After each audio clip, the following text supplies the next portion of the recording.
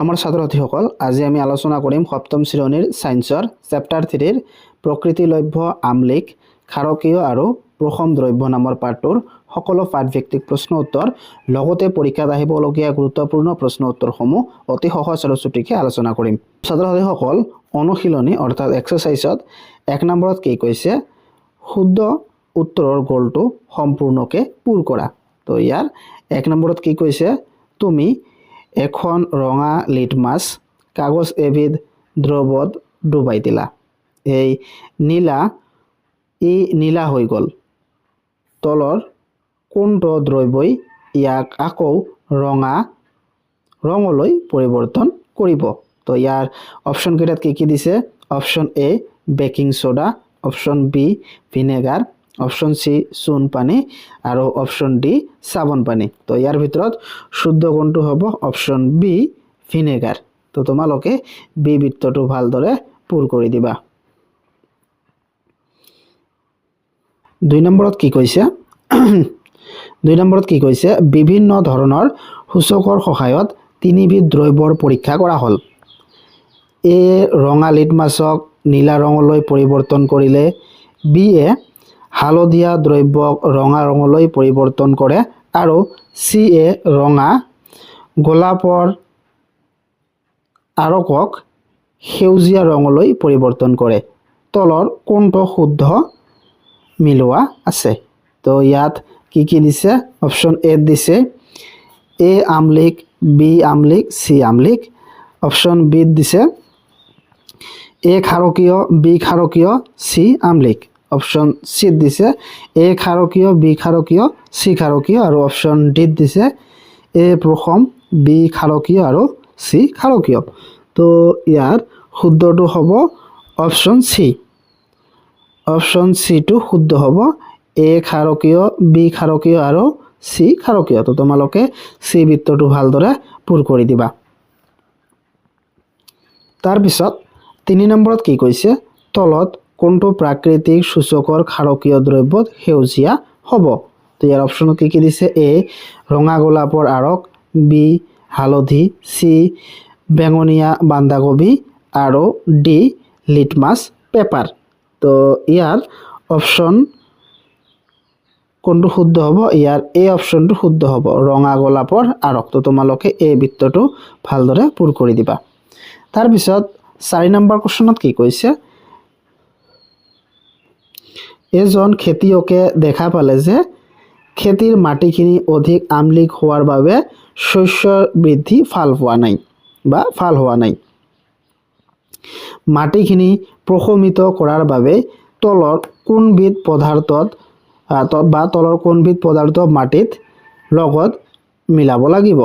তো ইয়াত 4টা অপশ্যন আছে এ ভিনেগাৰ, বি চূণ, সি সাধাৰণ নিমখ আৰু ডি নেমু টেঙাৰ ৰস। তো ইয়াৰ ভিতৰত কোনটো শুদ্ধ হ'ব অপশ্যন বিটো শুদ্ধ হ'ব কি চূণ মিহলালে যি মাটিৰ আমলিক হৈ আছে এই আমলিকটো গুচি যাব বা মাটি অলপ ভাল হ'ব। তাৰপিছত 2 নম্বৰ কোৱেশ্যনত কি কৈছে ৰিয়াক এটা ৰঙা পৰুৱাই কামুৰিলে আৰু তাইৰ ককাকে পানী মিহলোৱা বেকিং সোডা লগাই দিলে। ইয়াৰ কাৰণ ব্যাখ্যা কৰা। তো ইয়াৰ কাৰণটো হ'ল ৰঙা পৰুৱাৰ শুঙক ফাৰ্মিক এচিড থাকে। কি ৰঙা পৰুৱাৰ যে শুংটো থাকে ইয়াত ফাৰ্মিক এচিড থাকে। পৰুৱাই কামুৰিলে এই এচিড ছালত সোমাই যায় আৰু ছালখন পুৰে। আনহাতে বেকিং সোডা এবিধ ক্ষাৰকীয় পদাৰ্থ। এচিডৰ ওপৰত বেকিং সোডা লগালে সি এচিডৰ প্ৰভাৱ নাইকিয়া বা প্ৰশমিত কৰি পেলায়, যাৰ ফলত বিষ আৰু পুৰণিৰ পৰা কি সকাহ পোৱা যায়। তাৰপিছত 3ত কি কৈছে সূচক আৰু ইয়াৰ ৰং মিলোৱা। তো সূচকত কি কৈছে ৰঙা লিটমাছ পেপাৰ আৰু ৰঙা লিটমাছ পেপাৰ কি হ'ব অম্লত কি হ'ব ৰঙা হৈয়ে থাকিব আৰু ক্ষাৰকত নীলা হ'ব। তাৰপিছত হালধিৰ দ্ৰব্য এইটো আমলত কি হ'ব হালধীয়া হৈয়ে থাকিব আৰু ক্ষাৰকত ৰঙা হ'ব। ৰঙা গোলাপৰ আৰক এইটো অম্লত কি হ'ব গাঢ় গোলপীয়া হ'ব আৰু খাৰকত সেউজীয়া হ'ব তো এইবিলাক তোমালোকে বহিত লিখি ল'বা তাৰ পিছত 4 নম্বৰ কোৱেশ্চনত কি কৈছে ৰবিক হালধিৰ প্ৰলেপ লগোৱা কাগজ আৰু ৰঙীন জুলীয়া পদাৰ্থ যেনে সাবন পানী দিয়া হল দ্ৰব্যটোৰ প্ৰকৃতি চিনাক্ত কৰিবলৈ হালধিৰ কাগজ টুকুৰাটোত হি কি পৰ্যবেক্ষণ কৰিব লাগিব তো ইয়াৰ উত্তৰ তোমালোকে লিখিবা হালধিৰ কাগজখনত সাবন পানী দিলেই কাগজখনৰ হালধীয়া ৰংটো ৰঙা মুগা ৰঙলৈ সলনি হ'ব ইয়াৰ পৰা ৰবিয়ে বুজিব পাৰিব যে সাবনৰ পানীৰ প্ৰকৃতি হল ক্ষাৰকীয় তো কেনেকৈ বুজিব পাৰিব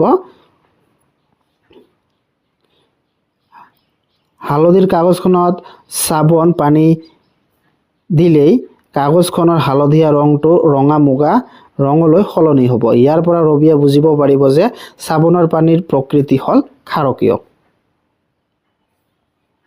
তাৰ পিছত 5 নম্বৰ কোৱেশ্চনত কি কৈছে তুমি তোমাৰ বন্ধুক এজনক জন্মদিনৰ গোপন বাৰ্তাৰে আচৰিত কৰিবলৈ বিচাৰিছা বাৰ্তাটো কেৱল এবিধ বিশেষ দ্ৰব্য ছটিয়াই দিলেহে দেখা পোৱা যায় কোনবিধ প্ৰাকৃতিক দ্ৰব্যৰ বাৰ্তাটো লিখোতে ব্যৱহাৰ কৰিবা কোনবিধ বিশেষ প্ৰাকৃতিক সূচক ছটিয়াই দি বাৰ্তাটো প্ৰকাশ কৰিবা এই বিষয়টোক লৈ এটা আনন্দদায়ক পৰীক্ষাৰ চানেকি প্ৰস্তুত কৰা তো ইয়াত কি কৈছে তুমি তোমাৰ বন্ধুক জন্মদিনৰ উপহাৰ হিচাপে আচৰিত সাৰপ্ৰাইজ কৰিবলৈ কি কৰিছে ইয়াত এনেকা এটা গোপন বাৰ্তা পঠিয়াব দিছে যেটো এবিধ দ্ৰব্য ছটিয়ালে কি হ'ব দেখা নাযাব আৰু আনবিধ দ্ৰব্য ছটিয়ালে দেখা যাব তো এইটো কেনেকৈ কৰিবা তোমালোকক লিখিব দিছে তো ইয়াৰ উত্তৰ তোমালোকে লিখিবা কি ব্যৱহাৰ কৰিবা এইটো লিখিবলৈ ব্যৱহাৰ কৰা দ্ৰব্য হল সাবন পানী বা বেকিং সোডাৰ দ্ৰব্য আৰু ছটিয়াই দিব লগা সূচক বা ছটিয়াই দিয়া কিটো হল হালধিৰ ৰস আৰু পৰীক্ষাৰ চানেকি তোমালোকে এনেদৰে কৰিবা প্ৰথমতে এডাল কপাহৰ কাটি সাবন পানীত তিয়াই বগা কাগজত এটা বাৰ্তা লিখি শুকুৱাই ল'ব লাগে এতিয়া এটা স্প্ৰে বটলত হালধিৰ পানী লৈ কাগজখনত ছটিয়াই দিলে বাৰ্তাটো ৰঙা ৰঙত জিলিকি উঠিব তাৰ পিছত 6 নম্বৰ কোৱেশ্চনত কি কৈছে এবিধ দ্ৰব্যই নীলা অপৰাজিতা আৰকক সেউজীয়া ৰঙলৈ পৰিৱৰ্তন কৰে দ্ৰব্যটো প্ৰকৃতি কেনেকুৱা ইয়াত ঔটেঙাৰ ৰস বা ভিনেগাৰ যোগ কৰিলে কি পৰিৱৰ্তন হ'ব তো ইয়াৰ উত্তৰ তোমালোকে লিখিবা অপৰাজিতা ফুলৰ আৰক সেউজীয়া হোৱা বাবে দ্ৰব্যটোৰ প্ৰকৃতি হল ক্ষাৰকীয় ইয়াত ঔটেঙাৰ ৰস বা ভিনেগাৰ যিবোৰ এচিটিক যোগ কৰিলে প্ৰশমন বিক্ৰিয়া ঘটিব আৰু দ্ৰব্যটো আকৌ আগৰ নীলা ৰঙলৈ ঘূৰি আহিব তাৰ পিছত 7 নম্বৰত কি কৈছে তলৰ তালিকাখন পূৰ্ণ কৰা ইয়াত কি কৈছে লিখাৰ কাৰণে ব্যৱহাৰ হোৱা দ্ৰব্য ছটিয়াই দিয়া দ্ৰব্য আৰু দেখিবলৈ পোৱা ৰং তো লিখাৰ কাৰণে ব্যৱহাৰ হোৱা দ্ৰব্য হল সাবন পানী ইয়াত ছটিয়াই দিয়া দ্ৰব্য হল হালধিৰ পানী আৰু ইয়াৰ ৰং কি হ'ব ৰঙা মুগা তাৰ পিছত ভিনেগাৰ ইয়াত ছটিয়াই দিয়া দ্ৰব্য হল ৰঙা বন্ধাকবিৰ ৰস আৰু ইয়াৰ ৰং কি হ'ব দেখিবলৈ পোৱা ৰং হ'ব ৰঙা পাতল গোলপীয়া তাৰ পিছত বেকিং সোডা ইয়াত ছটিয়াই দিয়া দ্ৰব্য হল ৰঙা গোলাপৰ ৰস আৰু দেখিবলৈ পোৱা ৰং হল সেউজীয়া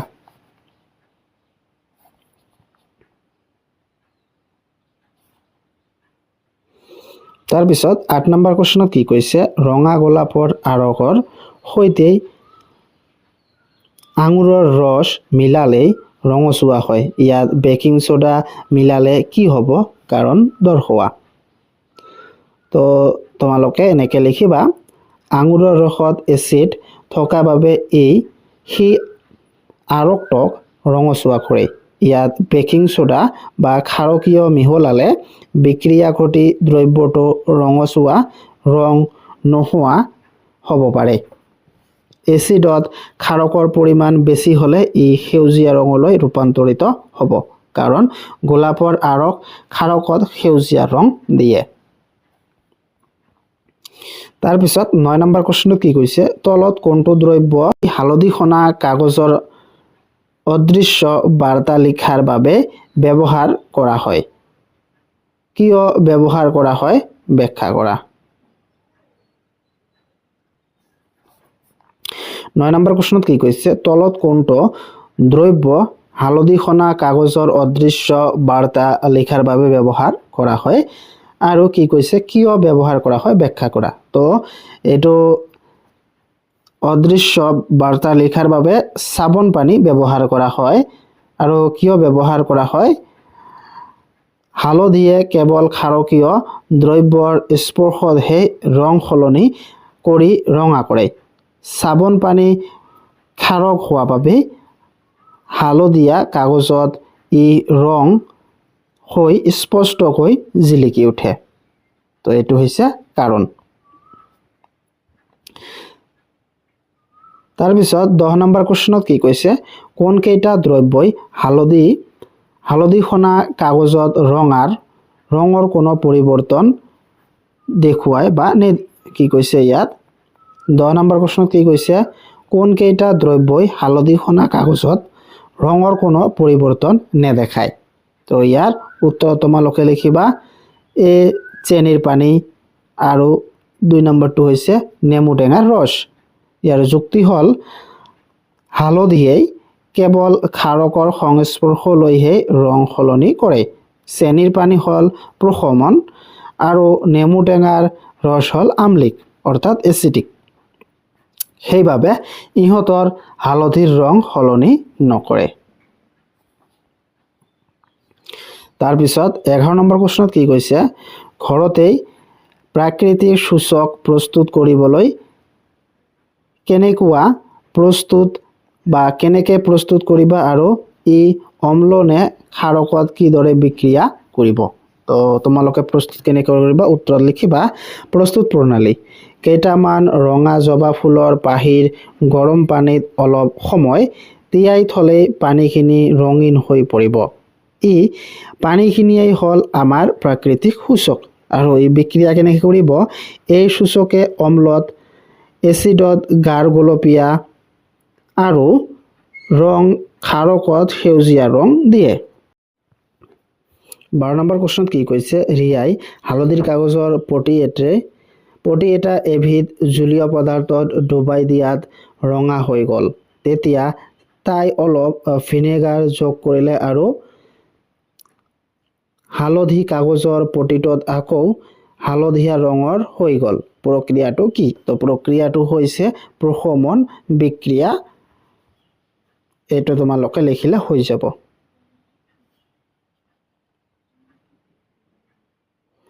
তাৰপিছত 13 নম্বৰত কি কৈছে, তলত দিয়া পৰিস্থিতিবোৰৰ পৰ্যবেক্ষণ কৰা আৰু খালী ঠাই পূৰ কৰা। পৰিস্থিতিবোৰৰ পৰ্যবেক্ষণ কৰা আৰু খালী ঠাই পূৰ কৰা। তো ইয়াৰ পৰিস্থিতি কি আছিল, ৰাহুলে মেলাত গৈ মছলাযুক্ত খাদ্য খাইছিল আৰু পিছত পেটৰ অৱস্থিতি ভুগিছিল। তো ইয়াত কি কৈছে, তেওঁৰ পেটত অধিক গেছ উৎপন্ন হোৱাৰ বাবে এনে হৈছিল। কি উৎপন্ন হৈছিল, হাইড্ৰক্লৰিক এচিড নাইবা অম্ল। তো তোমালোকে লিখিবা খালী ঠাইত হাইড্ৰক্লৰিক এচিড নাইবা অম্ল। তাৰপিছত কি কৈছে, পেটত অত্যাধিক অম্ল উৎপন্ন হ'লে গেছ অৱস্থাৰ সৃষ্টি হয়। তো তোমালোকে লিখিবা খালী ঠাইত কি এচিডিটি অৱস্থাৰ সৃষ্টি হয়। তাৰপিছত কি কৈছে, সুস্থ বোধ কৰাৰ বাবে ৰাহুলৰ মাকে ডেছ নামৰ এবিধ ঔষধ তাক খাবলৈ দিলে। তো তোমালোকে খালী ঠাইত লিখিবা কি এণ্টি এচিড খাবলৈ দিলে।